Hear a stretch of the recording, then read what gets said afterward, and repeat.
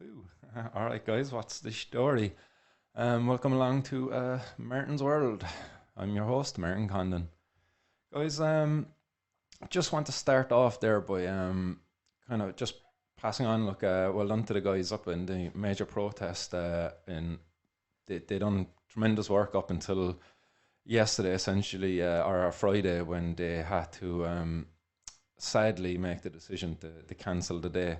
Um, just so, in case you didn't know, basically on Saturday, yesterday, there was supposed to be a protest for the legalization of cannabis in Ireland, um, but the organisers decided, because of restrictions with the whole coronavirus, with the rising numbers and stuff, that it would be the right thing not to hold the protest. Now, as organisers, they're free to make their decisions about what they do and stuff. Like, I was devastated when I heard it, because I was really looking forward to going up there and socialising again, meeting the community, and again just breaking down the barriers and the stigma that are put up there against ourselves, as cannabis consumers. Because still, every day there's Gardaí out there searching us. They're not taking a break because of the coronavirus. So I don't feel like we should either. But at the same time, well done to the guys up there. You done a great job. And yesterday I took part actually in their online smoke up, where basically, and it's probably still going. Look, I'd encourage people to take part in it. Check out the Ireland's major protest and major smoke up there over on Instagram, and possibly Facebook there as well. But basically, they got people to take part in an online virtual smoke up, where you took a hit, but you took it from the left side of the screen and you passed it over to the other side of the screen, and consumed in the middle. And then they put all the videos together, as it's like the passing the ball one there. You seen that the GA guys done and stuff like that.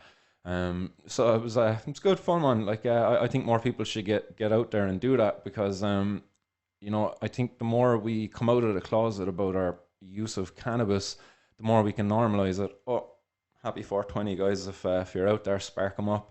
Sadly, I'm at my studio today, and I never brought anything with me, so I ain't got anything to spark up. But it's 420 now, so spark them up. But yeah, that protest anyway, didn't go ahead yesterday. So help break this stigma. So get your videos out there and take part in that virtual smoke up. It's not too late. Send them all in to the guys at Major Smoke Up, and hopefully they'll put together a nice video there, just showing the diversity within the cannabis community, because there's not just one type of person who consumes cannabis. Like, all ages, all walks of life, for all different reasons, whether it be medical, recreation, spiritual, holistic, just preventative, and all of those, kind of everything in between. There's lots of reasons for using cannabis. So, guys, that brings me on to the next point that I wanted to cover. Oh, cotton mouth. But it's drug driving, okay? Over on Reddit there, I'd be following the guys there on the R Crown subreddit. And if you're not there, go over, check it out. Good community of people there. Like, but there was a post put up there, and just got me thinking, because a buddy of mine found himself in this situation not too long ago, and it was an interesting conversation to have with him afterwards. But this is the post there that was put up in our Crown, and I'll read it out there if you, just in case you're listening and not watching the video. So the title is, "I just got drug tested by the guards." So, driving home from the shop, come to a checkpoint, asked to pull to the side. So I wonder why he was asked to pull to the side. Yeah, probably fit a profile. He wasn't asking everybody to pull to the side. But anyhow, I'll go on. They inform me that I'm to be drug tested. Absolutely shit a brick. Understandably so too. Like, fucking, I would be shitting too. Like, his last smoke was roughly 11:30 the night before. So the guard give him the swab. He pretends to move it around in his mouth, barely licking the thing. He says it'll take 8 minutes. So that's when he gives the swab back to the guard. So from what my buddy told me, is you have to keep the swab in your mouth for about 3 to 4 minutes. So you have to move it around inside there. Like, so that's quite an extensive amount of time. And then you've about 8 minutes for the test to be analysed. So As the guy says, the next 8 minutes are the longest of my life. I would have lost my job, my entire life. Suicidal thoughts crept into my head. The fucking thing comes back in negative. Do you know, and I can only imagine the relief that's coming over this guy at this stage, you know, getting that fucking just delighted. I don't know how, I nearly broke down crying. I was lucky today. So many others have not been. I was happy I passed, but now I'm angry.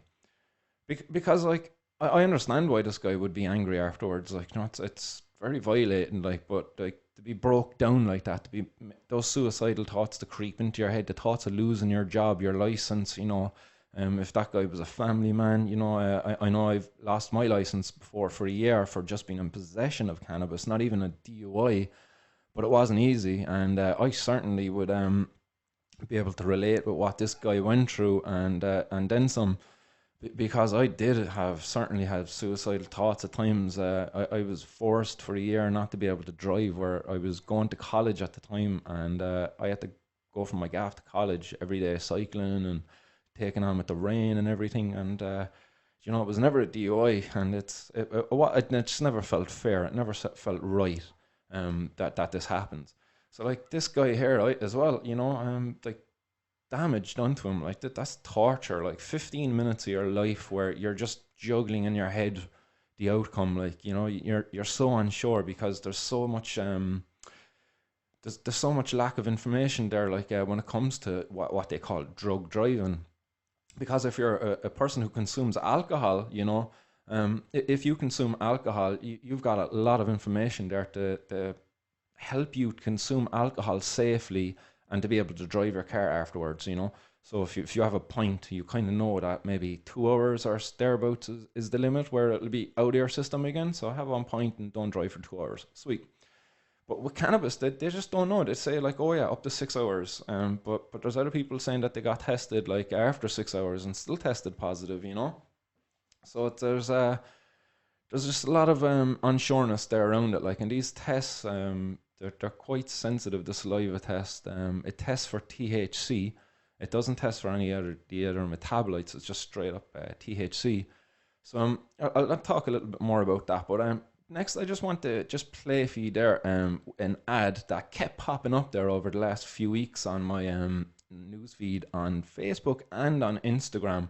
I wonder, was it like the algorithm throwing the stuff towards me or what? Like, but it was the RSA's drug driving. What was it? You can't hide. Yeah, there's no hiding drug driving. If you want to search it up and check it out if you're listening.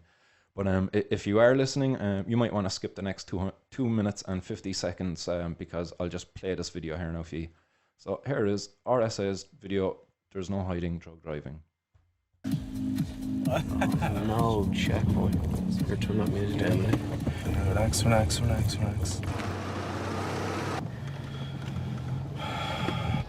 Good evening, sir. This is a mandatory intoxicant checkpoint. I now require you to provide for me an oral specimen for the purpose of detecting the presence of drugs in your system. Okay, yeah. So this is a sealed device. Now I'm going to open it in your presence, and what I require you to do is wipe the white tip around your mouth, okay? Okay, that's fine, thank you.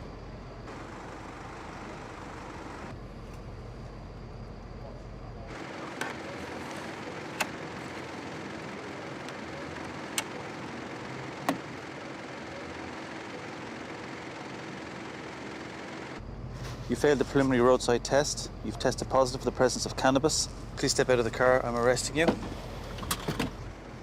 just mind your head. And put your seatbelt on, please.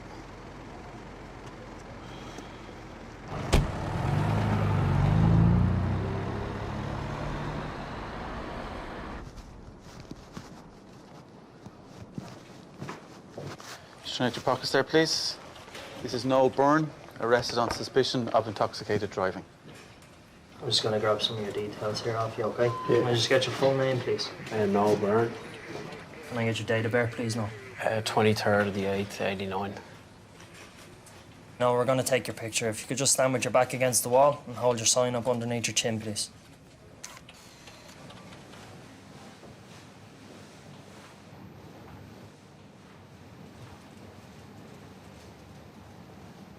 Okay, now, if you could just take off your runners and your belt for me, please.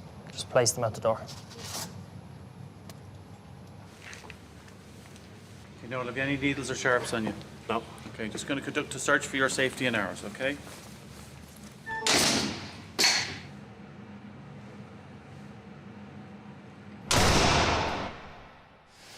No aboard the office? No?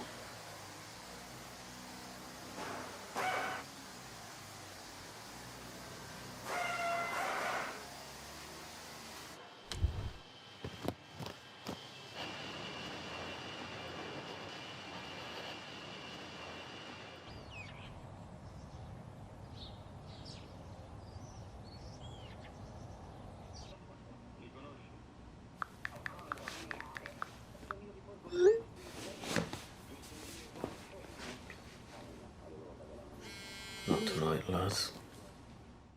But guys, in that video, if you were watching, you would have seen basically two young fellas in a car.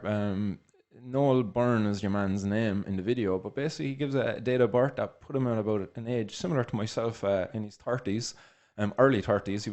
He would be 31 this year.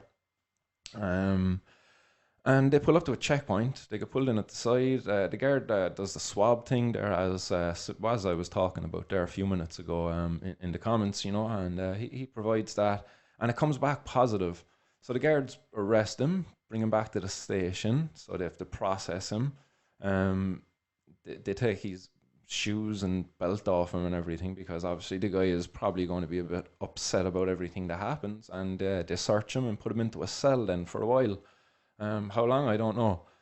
But like, if you were looking at the video, like, the guy didn't look impaired, like, and that's the thing about the law now currently, like, they don't have to actually prove impairment at all, you know. So that is, in my eyes, is that's not right. It's just definitely not right. We see that guy. What's the situation there before he arrived to that checkpoint, to the guards?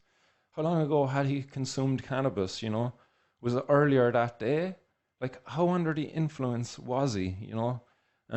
You have to wonder. There's a lot of questions to be asked around that, and the harms that can come from that, because again, as the video points out, like, they're well aware of the harms that they're causing to people by punishing them for this. The fear of job loss, you know, losing your friends, your ability to socialize, because when they take your driver license away from you, like that's like, when you have a driver license, it's like losing a limb to lose it, and I can definitely say it is definitely like that. You know, you don't know what you have until it's gone, sadly. But again, like, as I say, how under the influence was he? He was able to follow the directions that the guards, he complied with them, pulled in, was able to be tested. He seemed quite coherent throughout the whole video there, and obviously the guy wasn't under the influence in the video. It was all a charade, like, but just imagine that is the real situation, you know. I'm under the influence of cannabis now, but you know, what does that actually mean when it comes to it? Like, we can't look at this stuff like we look at alcohol. It's not the same, you know. There's a lot of factors to be considered when it comes to intoxication of cannabis, you know. There's frequency of use comes into play, because a person who uses more frequently would be maybe less susceptible to maybe the intensity of the high, you know. They'll be used to it, comfortable with it. Whereas a person's first time using cannabis, like, yeah, that person's going to have a bit of a freak out if they use a strong strain of cannabis, and most likely they shouldn't drive. But you know, I used to deliver for a pizza company when I was only just after starting to drive, to be honest, and hash was the thing back then. And to be honest, like, I used to do a bit of smoking and driving back then. I used to be delivering pizzas and smoking hash, and it was, you know, it was grand. I wasn't impaired. I was under the influence, you could say. You know, it was in my system. But what's impaired? Like, I was able to drive. My reaction abilities were fine. I didn't have any crashes. You know, I wasn't doing anything stupid. You know, I wasn't smoking myself stupid either. Like, you know, it was just having, you know, just staying chill and relaxed, and you know, it's a strange one, really. Like, because again, if you haven't used cannabis and you try it and you have a bit of an intense experience, like you're going to be listening to what I'm saying and you're going to be like, this guy's crazy. But if you're a person who uses it regularly and, you know, it doesn't impair your ability to go about, and just improves the quality of your life, you know, just brings a certain sense of calmness, and it just levels you out a little bit. Because I was definitely a person who was impulsive, very energetic and stuff like that. So cannabis definitely provides medicinal qualities there to me. But again, as I say, I used smoke and drive before, never caused me any problems. To be honest, I probably would say there's a handful of nights when I was delivering when I didn't smoke, and I was delivering for about a couple of years. So, you know, and that's not to say I'm not condoning going out there smoking and driving. I'm just saying we need to clear the smoke around it. Like, we need to put proper measures in place. You know, impairment tests at the side of the road. Is a person actually impaired to drive? Is their ability to drive impacted by the use of the substance? You know. Because I would argue that a lot of the time it doesn't. And yeah, I'm just going to drop in there to some of the comments that were on the Our Crown thing from other people who use cannabis and what they see. So here's somebody who probably is on par with how I feel. But yeah, what a crock of shit. I'm sorry, but cannabis impairs your ability to drive for what? About 6 hours max. Yet you could potentially test positive 2 days later, lose your license and everything that goes with it. What a completely senseless, draconian law. Nothing but sympathy for the unlucky ones that have gotten done. So that's another person who agrees with me. Like, yeah, look, again, how long are you actually impaired for driving afterwards? Like, what's the strength of the cannabis that you're using, you know, and everything like that. And you know, they definitely have to bring back like some sort of an impairment test for the side of the road to be able to determine this. Otherwise, it's just straight up discriminatory. There's a lot of CBD products out there at the moment, like on the market, and people could be getting false positives there coming back based on a trace amount of THC inside in the product that they have, you know. Here's other ones, like how much do you smoke? So this is a question to the original poster, the original commenter of the thing. So it was, how much do you smoke every evening? Mine are mostly tobacco, yuck. Sorry, but I can never figure out whether their time estimates are based on someone having a few drags or a fairly strong joint. This is a reply back then to that was, I smoke maybe 1 or 2 king size skins, all probably 0.3 to 0.4 in each, mixed with tobacco as well. But if it's for anyway decent stuff, it will stay in your system for longer, and it's different for every individual. Body fat, etc., comes into play. Yeah, that is somewhat right to some level, but that's only when it comes to your bloods. But when it comes to your saliva, actually, it is about the duration since you last used, and there actually are ways around tricking that actually. So if let's say you had a little bit of hydrogen peroxide or kind of an antiseptic mouthwash, and the cops were there, you seen the checkpoint, you could potentially trick the you know, the ad there a while ago was there's no hiding drug driving, but there actually is for cannabis anyway. So the only test for THC in your mouth, but as I say, if you have a bit of a mouthwash, a hydrogen peroxide mouthwash there, swish it around in your mouth really quick, spit it out, and then hope for the best. Yeah, you most likely get away with it. Probably won't pick up any THC unless you were only just after smoking, but even then, like, it's possible you could trick it. And again, I'm not condoning drug driving. I'm just getting information that's out there already in the public sphere to more people. But my buddy who got in touch with me that I was talking about earlier, he was actually stopped one morning on a Sunday morning coming back from a car boot sale, and he was after having a smoke that morning with his cup of tea and stuff before he headed off to the car boot sale. And on the way back, he was stopped at a checkpoint and got drug tested at the side of the road. And again, as I say, like, they weren't pulling everyone in this day.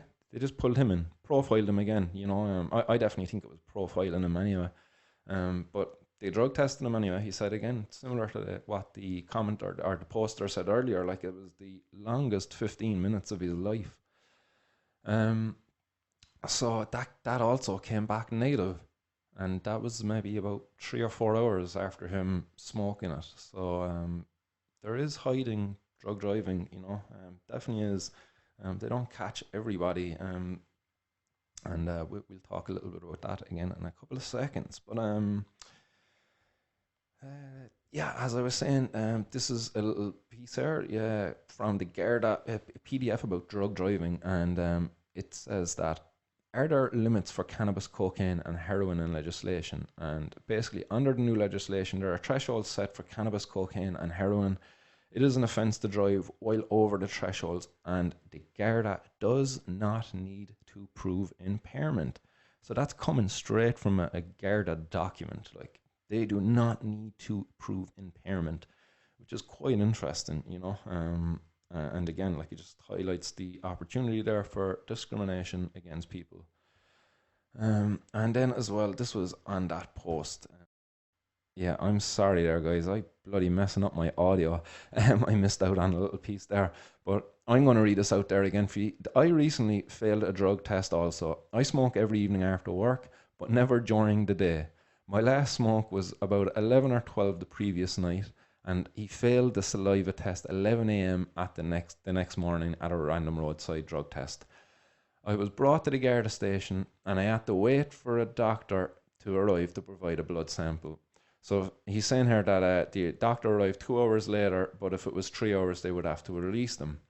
I'm now anxiously awaiting my results to come, which can take up to 6 weeks, and I was told that if I test positive, I'm more than likely going to lose my job or career and everything that I got over having a smoke the previous day. I offered to do any impairment test they had to prove I was not physically or mentally impaired at the Garda station, or the Garda said that he could tell that I was not impaired at all, but if test positive, it's an automatic arrest. Also, if you refuse, you're arrested there and then, and I think they said an automatic 4-year ban. The law is ridiculous and needs to be changed as it's damaging lives. They leave you drive away straight away after you provide a drug sample, which wouldn't be the case with alcohol.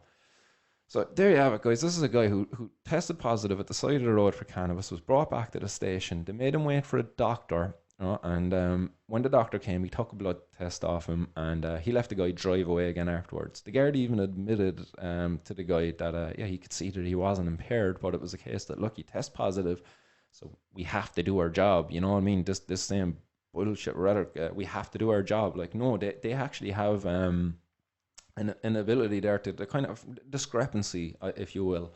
You know, if a person tests positive, like, they don't have to arrest them. They can let them go.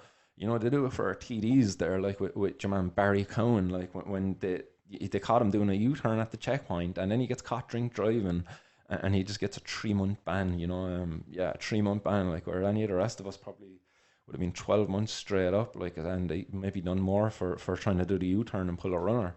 But like, they're like, here we go, like, this is the discrimination that's there. The guards leave him drive away afterwards, even after him testing positive for cannabis, you know. Bit of a joke, it really is. This is the test machine then, guys. So it's called the Drug Test 5000. Ooh, very, very fancy. But it's that what you see there in the guy's hand is the thing that you have to put into your mouth. So the piece sticking up out of it, that's the swab that would be in your mouth, and it now contains your saliva. That goes into the machine and it tests it. It tests the machine then for cocaine, benzos, cannabis, and opiates, and it can kind of come back positive, even when you don't have stuff in your system. There was an evaluation carried out of this machine, and up on the page there at the moment, if you're looking at it, it's the page of the study page, and the title of the study is Evaluation of Draeger Drug Test 5000 in a Naturalistic Setting. And basically in this test, they carried out random roadside drug tests, I'm pretty sure, and out of the tests, they came back for cannabis, okay? They had 12% of people testing false positives. So they gave a positive reading in their saliva, but when it came to testing their blood, there was nothing in their blood.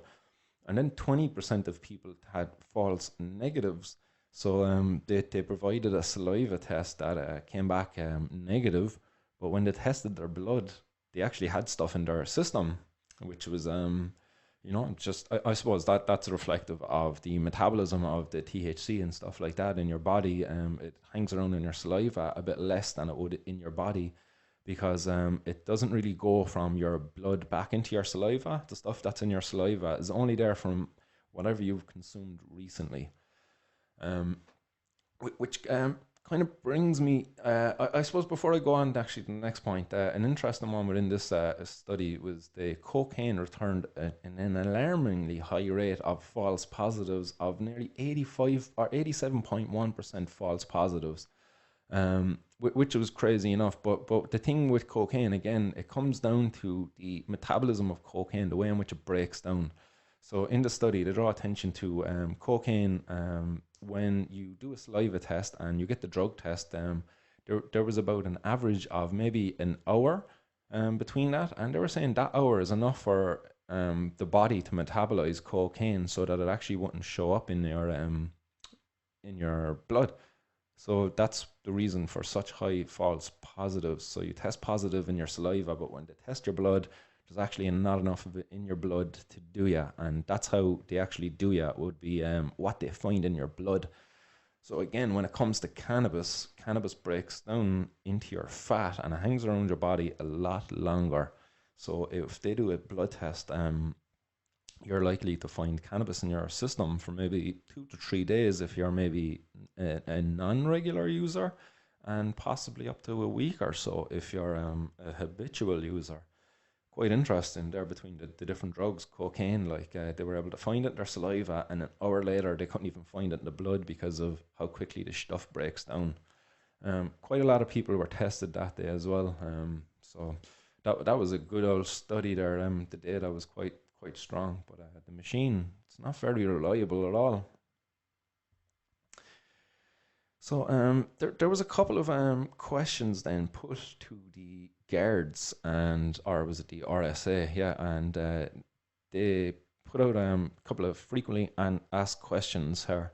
So one of them is, how can one be allowed to drive under medical cannabis if they have a note from their doctor they are still impaired? And they go on to say, it is expected that an extremely small number of drivers will be able to avail of medical exemption certificate where the doctor lawfully prescribes them with a product which contains a medical cannabinoid. This certificate does not allow them to drive if they are impaired. A driver who tests positive for cannabis and is impaired is committing an offence. But as I was saying, they have not determined what impairment is at all. And also then in this, they say it is expected an extremely small number of drivers will be able to avail of medical exemption certificate, whatever. So basically trying to say that nobody's going to be getting medical cannabis in this country. There's about 39 people currently out of a population of more than 4 million. So that is quite a small number of people, but that's not reflective of the number of people who could actually be benefiting from it if our government got their heads out of their arses and actually regulated the stuff for safe supply to the patients and the people who actually need and desire it. But no, they don't do that, and they haven't defined what impairment is at all. So now there's patients out there potentially who, again, they just don't know. They're going to come across like some Rambo cop who's going to find them with cannabis in their system. They're not going to listen to the fact that they have a license, and they're just going to say, oh no, you're stoned, right? Come on, drug test there now for you. Come on, you old criminal. Back to the station with you. Meanwhile, while that guard brings you back to the station, how many drink drivers are after going through that checkpoint, Yeah. Annoying. It really is annoying. So, on then to another thing then, there was a little thing done there with CBD oil and the Drogger 5000, drug test 5000. So it was done over in Canada by a law firm. And basically, within the test, they had people do things like eating poppy bagels and poppy seed cakes. And those people actually tested positive for opioids in their saliva, and when tested afterwards, found positive for opioids in their blood. So they would have failed the test just over the poppy seeds and bagels and stuff, which was quite funny. But Another interesting one was, again, as I was only saying a while ago, the CBD oils. There's a lot of them out there, a lot of people taking them now for a lot of various reasons, and these people by no means at all are impaired in any way to do anything. Like, if anything, like their quality of life is better, they're more able to do things, maybe mental fog's a lift, because these CBD and other cannabinoids, they're neuroprotective, like they're really good for your brain, you know. But they basically took a tincture that had less than 1% THC. Now, that compares to ones here are less than 0.2% THC for the Irish market, even though actually no trace of THC is should be found in them by law. But yeah, there is some that actually have a trace of THC in them on the market. But if you're consuming one of those ones that has a trace of THC, there's a likelihood that if you were to get drug tested and say you were after having a drop of oil 10-20 minutes before you jumped in your car, and you got drug tested just around the corner, you could test positive, and you could be done, you know. Like, because basically what will happen is they'll find a positive sample in your saliva, and maybe what's in that oil mightn't have been enough to get enough in your blood afterwards. But if you're a person who takes the oil, but you also maybe had consumed the night before, as I say, once they get to testing your blood, they'll be able to detect that smoke from the night before up to 2 or 3 days if that was your first smoke in the week.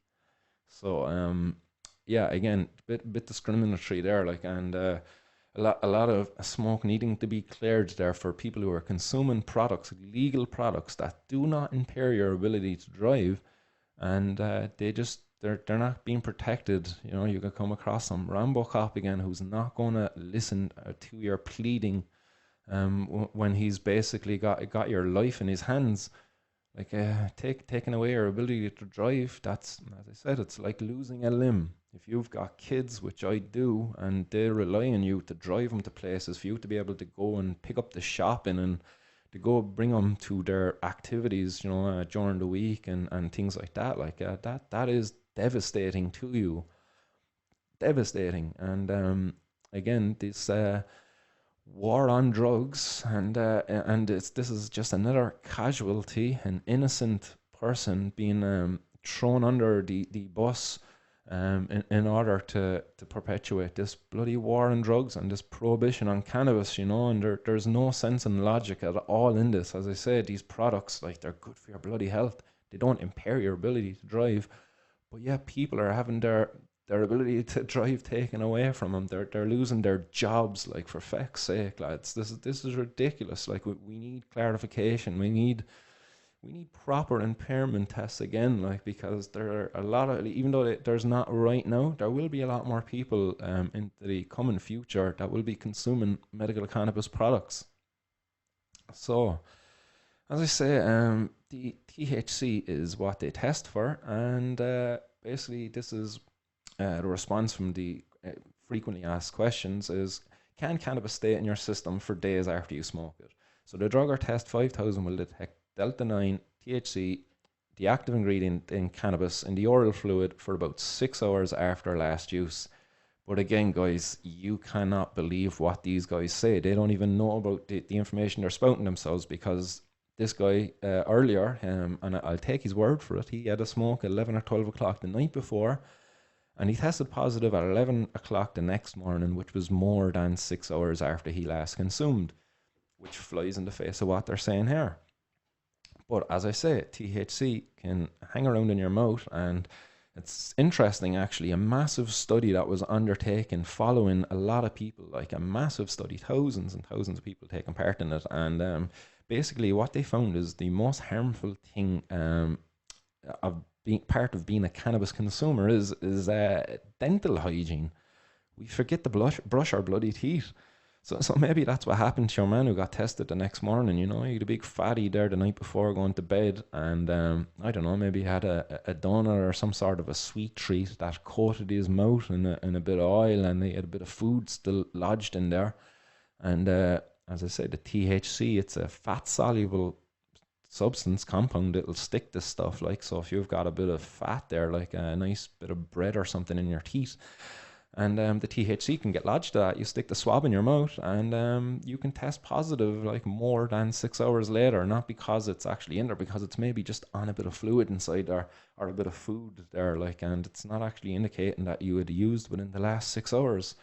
It's just ridiculous. Like, it really is ridiculous. And they go on then for the penalties here. So what are the penalties for drug driving? The penalties for drug driving are the same as for drink driving. A maximum of €5,000 fine and up to 6 months imprisonment on summary conviction.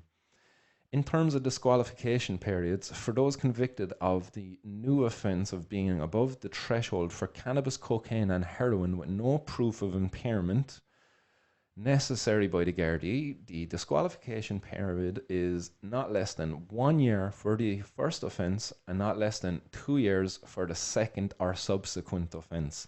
So not less than 1 year for the first offence. So they don't even give them the opportunity to like give a person a 3-month ban. It's like not less than 1 year.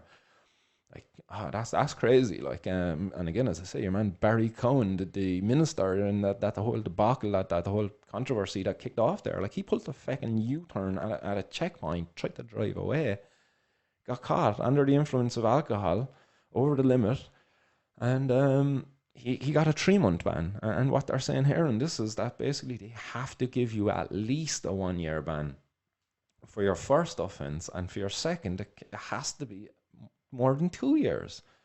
For the existing offence for the existing offence of drug driving while impaired, there is no change to the penalty or disqualification periods, which are a minimum of 4 years for the first offence and 6 years for the 6 years for a second or subsequent offence.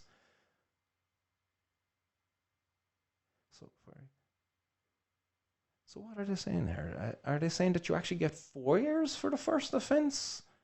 For the existing offence of drug driving? Okay, I'm again, look, you know that this is confusing here, like what they're actually saying. Like, so in terms of above the threshold, so yeah, I don't know, like that's scary. Like 4 fucking years for being under the influence of cannabis, like. Because if anybody out there has actually been banned from driving for cannabis, let me know. Like, get on to me, share your experience with me, and you can do it anonymously. Just pop me a DM, but you can call in, and I can change up the tone of your voice if you're worried of being identified, if you want to be kept anonymous. But I'd love to talk to people and hear your experiences. Like, how's it affected your life? Like, I'm more than happy to share how it affected mine when I lost mine for a year, like, and the ups and downs of it. Like, it was torturous, like. But I'd love to hear from other people. Like, what was it like? Have you been up in front of the judge? But how did he treat you? And what was the situation? Like, how much had you smoked before? Like, wasn't an oil that tricked it? Like, let me know anyway. Get in touch. Don't hold back. Like, we're in this together, guys. To be honest. And this is a bit about, look, I smoke cannabis regularly. How do I know when I'm allowed to drive after taking it? So this is the Guards recommendation, or the RSA. It is recommended to wait 24 hours after last using cannabis before driving. So there you have it, guys. Even though they say it can't be detected for up to 6 hours, or yeah, it won't be detected after 6 hours. They're saying don't drive until 24 hours after last using it.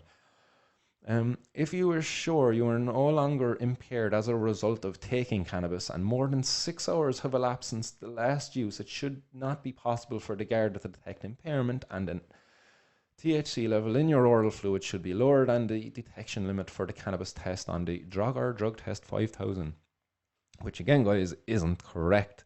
As I said, if you have a smoke the night before you and you had a few munchies, like, there's a potential there, if you don't brush your teeth properly the next morning, that you could have a bit of food or whatever lodged in there, a bit of residue that carries some THC, which could trigger a positive test.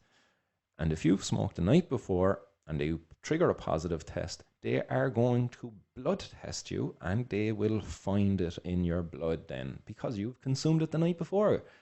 And their limit is extremely low. So low that you could have less than 1% THC strain, and you would test positive and be over the limit the next morning, most likely. So, like, guys, it's a lot of lot of bullshit, like a lot of discriminatory policies here, like, and it's just inconsistent, really, to be honest. So the RSA then have as a PDF out there with some scenarios that they run through. So this is scenario 1 on their PDF, and they go on to say these are examples of scenarios which can arise during drug law enforcement for drug or driving under the influence of drugs. So scenario 1, driver is randomly stopped at a mandatory intoxicant checkpoint by Gardaí and asked to provide a specimen of oral fluid which is tested for drugs. The oral fluid tests positive for benzodiazepine. The driver explains that this is a legitimately prescribed benzo for medicine or for medicinal condition by his doctor. The Garda assesses whether the driver is impaired. Again, how does he do this? There's no indication there of how he does this. Garda is satisfied that the driver is not impaired and there is no further action. Driver continues on his journey. Okay, but again, like, there's no clarification there. How does he determine if the driver is actually impaired? Like, ridiculous.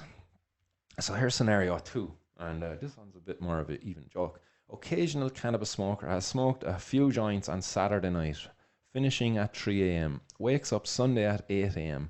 and decides to use his car. On his journey, he is stopped at a Garda mandatory intoxicant checkpoint and his oral fluid is tested. Oral fluid tests positive for cannabis. The Garda has no evidence of impairment. He doesn't need it. Driver arrested and a blood specimen is taken within 3 hours. Blood specimen sent to the Medical Bureau of Road Safety for testing. Cannabis is confirmed by detection of detronitrogen THC at a concentration of 2 nanograms per milliliter. The limit is 1 nanogram per milliliter of blood. Nanogram, that's tiny, guys. It's tiny, believe me. That's very bloody small. A statutory certificate is issued to the driver and the Garda. The driver is prosecuted and, if convicted, will be disqualified from driving for 1 year. Fine and prison sentence is also possible. Now, guys, it says here 1 year. Take that with a pinch of salt. This could have been an outdated PDF that I got access to, so I don't know if that stands. That could be 1 year, possibly 4 years. Who knows? Like, there is no proper clarification there on that, and I think it's to the discretion of the judge, really, what he wants to do. He can just throw the book at you, really, like if you were to, I don't know, just rub him up the wrong way, to be fair. So here we go. Scenario 3. Driver is spotted by a Garda weaving from one side of the road to the other. His lights are not on, even though it is midnight on a poorly lit public road. Garda stops the driver and there are obvious signs of impairment such as slurred speech and unstable gait. So slurred speech and unstable gait. Okay, there's a bit of an indication as to what would be impairment means. Okay, fair enough. The Garda has formed the opinion that the driver is impaired. You know, it didn't take much for that. Like, no lights, swerving around the road. The driver is arrested. The urine specimen is taken within 3 hours. The urine specimen is sent to the bureau for testing. The presence of benzos, alazapam, and its metabolite are confirmed. A certificate stating that the presence of the benzo drug has been detected and is issued by the MBRS to the driver and the Garda. Driver is prosecuted and in court presents valid prescription for the drug alazopram. The Garda impairment evidence is acceptable by the court and the driver is convicted. The penalty is disqualification from driving for 4 years. Fine and prison sentence are also possible.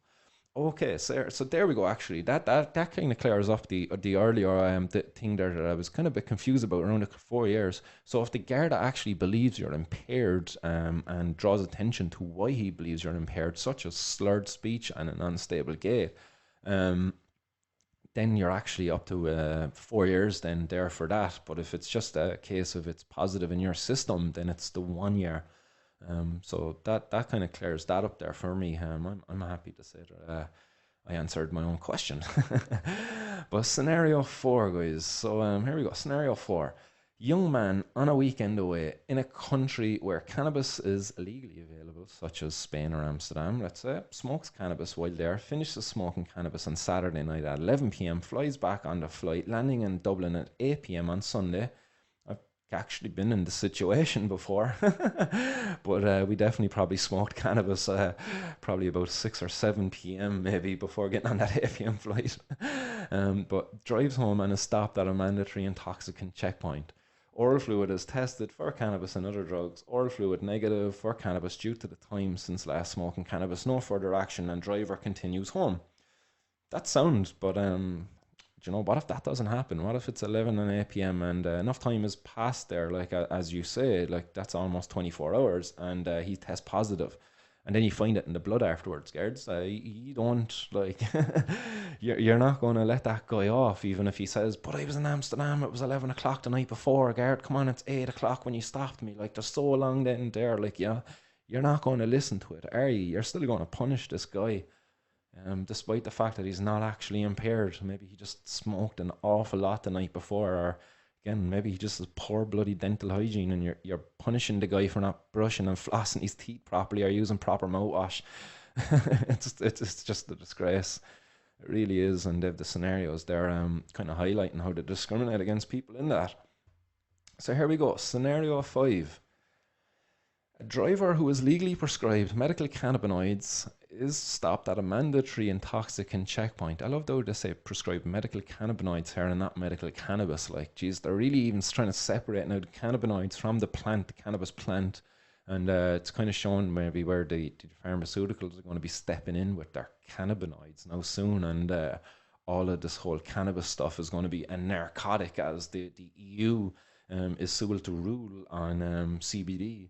Whether CBD extracted from cannabis is going to be a narcotic, but CBD that is synthetically created in a lab is not a narcotic, which boggles my brain, because as a person who kind of understands molecular chemistry and stuff like that, that there's no difference between the synthetic compound and the natural compound if they're created correctly, except that the natural compound, when present in a full spectrum extract, will have other compounds there to complement its use, whereas a synthetically derived one will not have these other compounds there, because it will be made in a lab, and these other complementary compounds would have to be added in afterwards, when, you know, that's not the case when it's taken from the cannabis plant. But again, you know, it's just something I'm kind of drawn into here, the fact that just the wording of this, medicinal cannabinoids. Interesting. But anyway, oral fluid is tested. Cannabis and other drugs not found. Oral fluid test positive for cannabis. Driver confirms they are legally prescribed a medicinal cannabis product and produces a statutory medicinal exemption certificate for medical cannabis. The Garda does not form the opinion that the driver is impaired, and the driver continues on their journey. That's great. Why can't they do that for cannabis, like?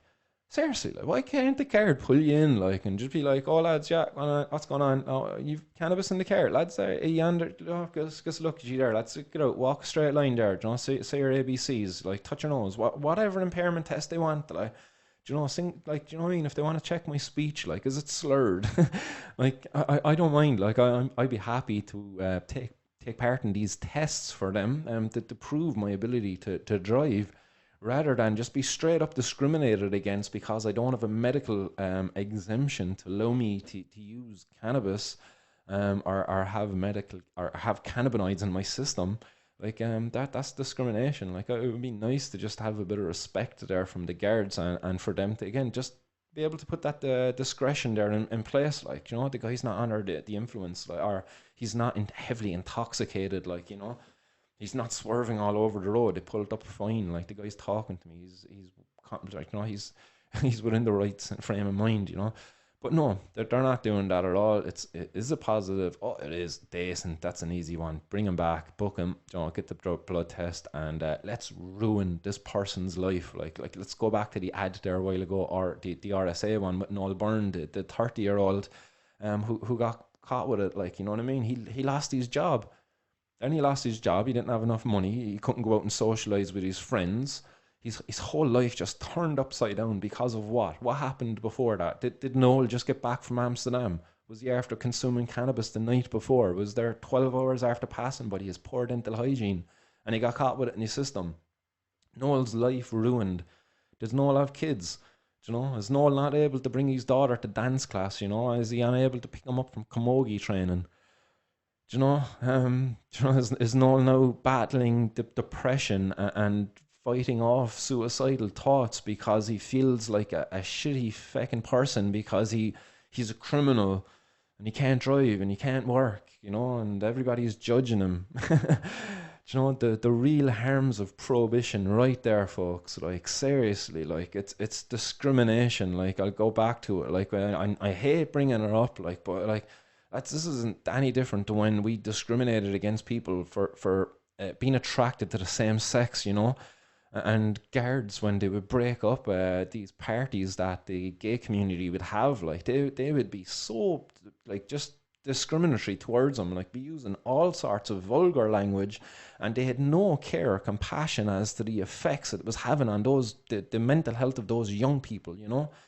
And we see it so much now, and we're addressing it, like, within the harms that were done to people in the LGBT community.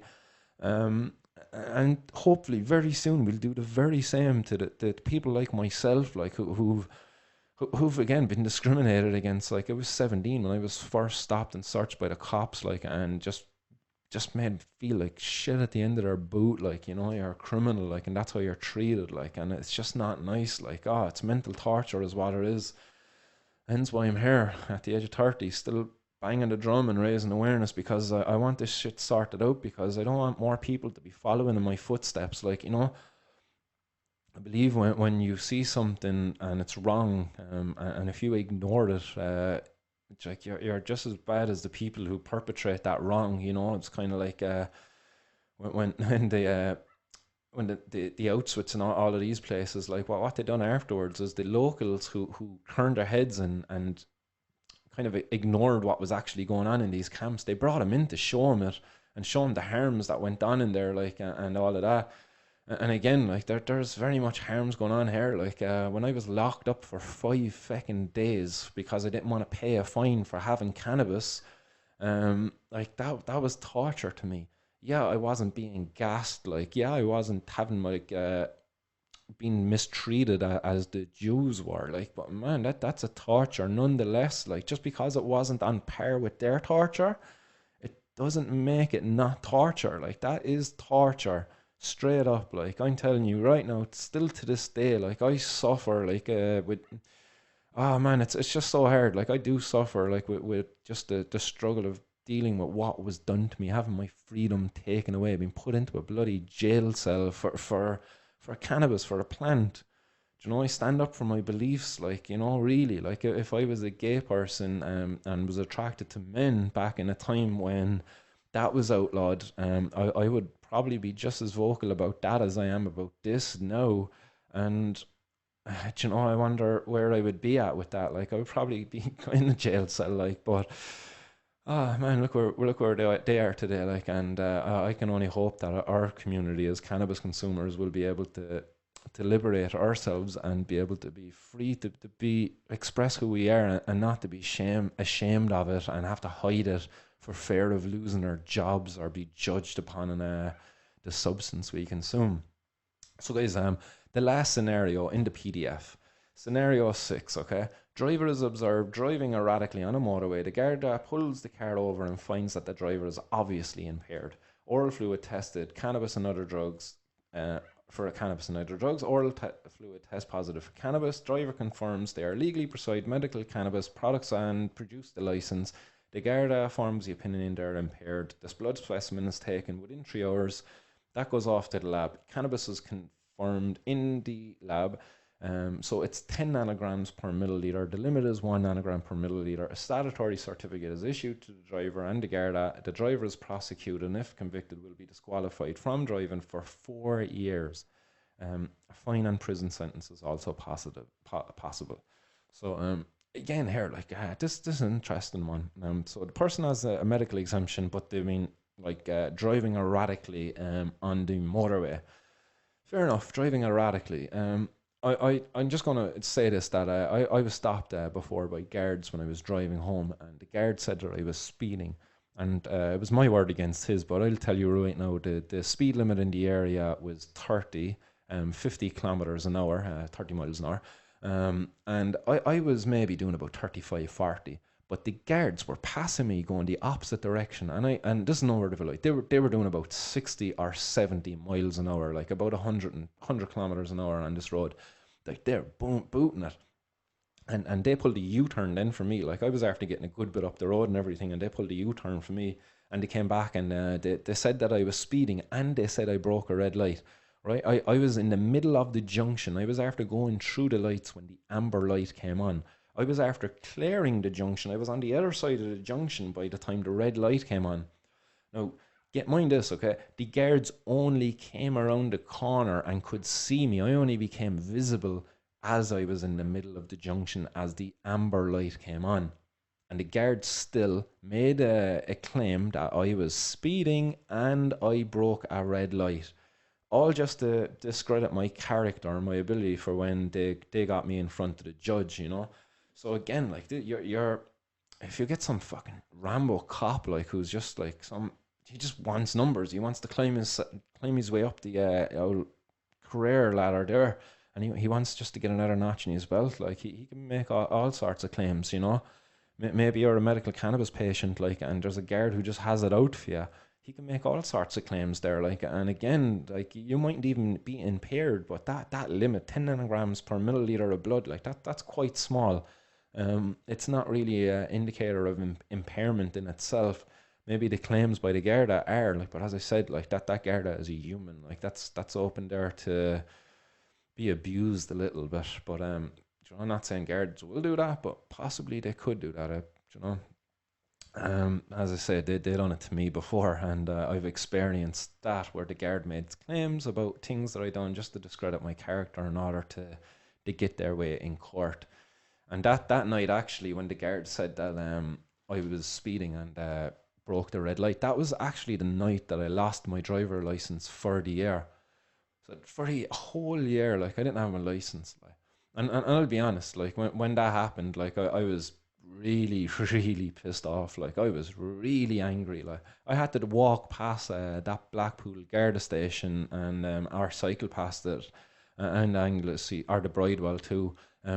Every time I was going to college, and oh man, the anger like that was going through my head. Like I was thinking of slashing their bloody tires and shit like that. Like, you know, the vengeance, the anger that just flows through your body. Like thankfully I never acted upon these things, like, but they definitely brought my mind to the places that I wasn't happy with being. Like they just take away that quality of life, you know. That summer I wasn't able to go to the beach with my kids, like, because our bus services in this country are a lot of crap to be fair. You know, and it just didn't feel right, you know. I would have been incredibly upset getting on a bus knowing that my license was taken off me for something so fucking stupid. I wasn't even driving under the influence, like that wasn't questioned. It was merely being in possession. And what the guard found me in possession of in that night was an empty bag that had trace amounts inside it. But what he did is he looked around on the floor of my car and he picked up little specks, and then he flashed the bag to me and he goes, "Oh, there's enough in there then, like to do you for that." And it was in court. They said it was €5 worth of cannabis. 1 year of my life that I'll never get back. Like, you know, there's the ups and downs, the mental torture, the anxiety, the suffering and all that, like the things that I missed out on because of that. You know, it's just not fair. It wasn't right. You know, I didn't lose a job. You know, I was going to college, like, but potentially, like, maybe if imagine I dropped out of college, maybe I just got really upset and went to drink, just turned to drink, got extremely depressed. Thankfully, I never did any of these things, like, but they're all possibilities, like, you know. Imagine I took my own life because of it, like, because, and I've no shame in saying this, like, those thoughts do creep into your head. You're made feel like such a piece of shit, like, doing this, the pain you bring to people, like, you know. Just give up cannabis, some people will say, like, but geez, that's just giving in to the bully. Like, you know, if there was a bully in the playground and he was telling you, like, he didn't like your red jumper, and sure, people saying, sure, if you don't want him to bully you, just don't wear the red jumper. Is that right? Just take off the red jumper and give in to the bully, is it? Seriously, like, come on, we have to be able to question this, even when it's our government, like, it's bullying, like again, as I said, 4 years college, BSc, honours, herbal science, like, quite proud of what I done and everything I learned in that, like, and our laws, our regulations, like they don't represent like the current knowledge that's out there around cannabis and cannabis use. Like if we're going to treat drugs and drug driving the way we do, we're going to discriminate against quite a large portion of our society. I know it might be down in the like it's the lower, maybe 10% of people over 18, maybe more, maybe 10-20% of people over 18 use cannabis. Like, do you know what I mean? That's quite a large portion of our society that uses cannabis, and that's going to be discriminated against, and it's going to be at risk because of these silly, outdated policies, and because of these politicians with their bloody head in the sand. What do you want, Kate O'Connell? Like, Jesus, man, when she said it, like, I was watching that live, and she turned around and she was like, what about all the people who are going to overdose because of CBD? Oh, I couldn't have laughed out louder any more than what I did that evening, like, watching that. Like, what a moron of a woman. Like, sorry, like, but seriously, I overdose on CBD, lady. Come on, like, that's ridiculous. Like, even overdose on THC, like, come on, like, you're a pharmacist. Get with the times. Like, stop pushing your draconian, fucking outdated reefer madness. Like, oh, somebody think of the kids, they're going to overdose. Oh, Jesus, like, you're a stupid lady. Like, you know what I mean? You're just fear-mongering, like, and it's completely irresponsible of you, to be fair. Like, surely, like, just give this stuff the respect that it deserves. Just because you're a pharmacist, like, and you like your chemical drugs, like, and just because this is a herbal remedy that contains like many compounds, like 500 plus there, and some full spectrum extracts of cannabis, you know, that's a lot of compounds. Like, you know, there's certain terpenes there that enhance like compounds permeability to the blood brain barrier, like, you know, and these pharmacists, they don't like that. Like, these guys who like single compound drugs, they like that stuff because it's easy to follow pharmacologically, and it's easy to be able to patent and to make money off of and to sell to you, as opposed to a plant you can grow out your bloody back garden, and you could maybe soak it in some butter and then use that butter in some brownies or some flapjacks or something, like, and it helps alleviate like the pressure in your wrist with your arthritis, you know, the pain just subsides, you know. Maybe you're a person who suffers with epilepsy. Maybe you're a person who's prone to Alzheimer's. Like, there's a lot of evidence there that proper cannabis, well-prescribed cannabis, like using the right varieties, can offset Alzheimer's if you're prone to it. Like, and that flies in the face of this whole memory thing, like, you know, because there's compounds in cannabis. Like, again, there's over 500 of them, and they're neuroprotective. They're good for your brain.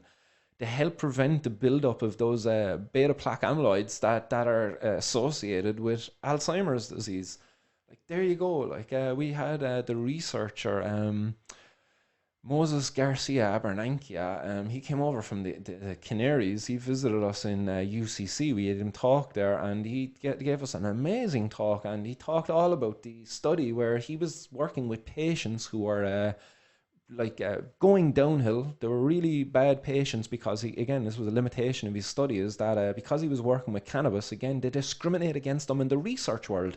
So what he described it is there's categories of patients you can get for trials on drugs, and there's A, B, C, D, whatever, you know what I mean. A are your top class, like, really good patients to be working on, and then your D are like the patients you don't really want to be getting. He got the D patients. Like, these are the patients who are heading downhill. They've tried a lot of other drugs, and none of them are really working, like, for them. And those are the patients he got. And what he found is that they didn't get better, but they plateaued. They weren't getting worse. The progression of their disease, like, was slowing, it was halting, it was stopping almost, like, is kind of what he was saying. Like, but it wasn't getting better. It wasn't curing these people of their illness, but it was preventing it from getting worse. Do you know what I mean? And again, like, this guy pointing out how the prohibition, how the stigma there, it just is everywhere. It's in the research world. They weren't able to get the A patients, like the patients who trying drugs for the first time, newly diagnosed, you know what I mean, who haven't been exposed to some of these other harmful drugs, you know what I mean, who aren't on a downhill pattern as those ones in the D class, the bottom of the barrel were. You know, maybe those patients mightn't have got any worse, but maybe they were at a state where the quality of life would have been maintained, you know what I mean, they were able to keep that quality of life. everybody should deserves that. Like, we shouldn't take that away from people because of this stupid fucking war of drugs and this prohibition of cannabis that came from a bunch of racists. A bunch of fucking racists. Like, guys, you look at the stats in America, where the best stats are always come from America on this. Like, but black people and Hispanics are largely much more disproportionately punished for drugs than white people. So if you get caught for drugs and you're a white person, the chances are you'd probably get off with it, or and not get as harsh a punishment than if you're a black or a Hispanic person. You're much less likely to get off with it, and you're much more likely to get punished. I talk about it all the time here in Ireland. It's a bit different here, but it's a class issue. Basically, like if you're in the north side and you're from the more like less well-off areas, and you don't dress appropriately and you hang around in the wrong spots, you're going to get stopped and searched. Talk about it. I'm in court Monday a week, in less than 8 days. I'm up there. I got stopped and searched by the guards. I wasn't even stopped. I was delivering for the Chinese on the night, and there was a joint in my ashtray, a hand-rolled cannabis cigarette, and it was there for the last couple of days. It wasn't even lit. I hadn't been smoking in the car. There was no smell emanating from the car. And I was just after pulling off with 3 deliveries in my car. I was going to do deliveries, but I pulled in right alongside of the local shop that was right next to my Chinese. And I was checking if I had enough water there before I went. And the cops pulled up alongside me. They wanted to search my car.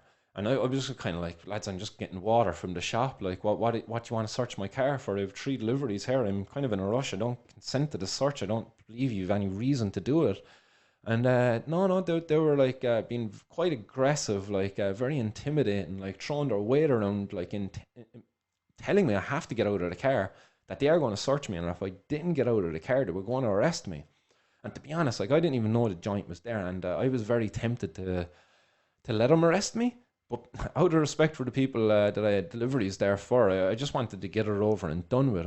As I say, I didn't even know the joint was there. I thought they were just going to have a quick search of the car, find nothing, let me go, and that would have been it. I would have just got on with my life, and none of you would have even known about that interaction and the shitty actions of those cops, like, in the way they treated me that evening.